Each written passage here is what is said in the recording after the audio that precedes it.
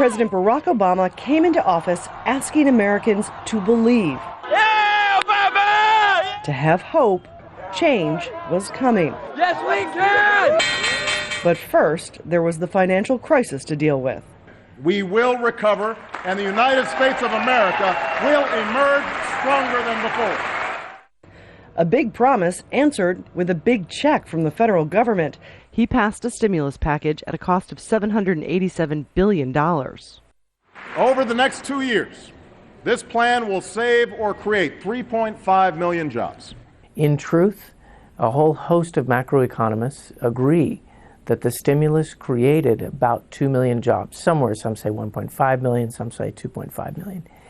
The Obama administration says they saved the country from a depression, spending on the auto industry, on housing, and on banks, which he promised to regulate.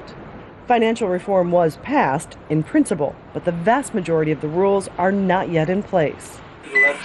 He promised to tackle health care. No other president had come close, although many tried. Our legacy to be the destruction of America. It was ugly, it was politically costly, but it was passed, and it is being implemented.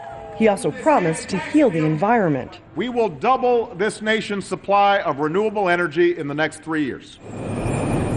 That he's done. But he also promised a cap-and-trade system to slow global warming, and that didn't happen. He also made big promises on the deficit. I pledged to cut the deficit in half by the end of my first term in office. That hasn't happened. Every year, his government has spent more than $1 trillion it didn't have, bringing the national debt to almost $16 trillion. The increase partly because he continued to give every American tax cuts, but also that stubborn economy. When the economy is weak, there's less people paying taxes. Wages are lower, so they're paying less taxes. And there's more people collecting government programs such as food stamps and unemployment. But his fight with Republicans over the debt cost this country its high credit rating. The House is not in order. For a president who promised to change the tone in Washington, And hey, listen, hey. Perhaps his biggest challenge of all. I will not yield to you. On this, even the president admits little has changed.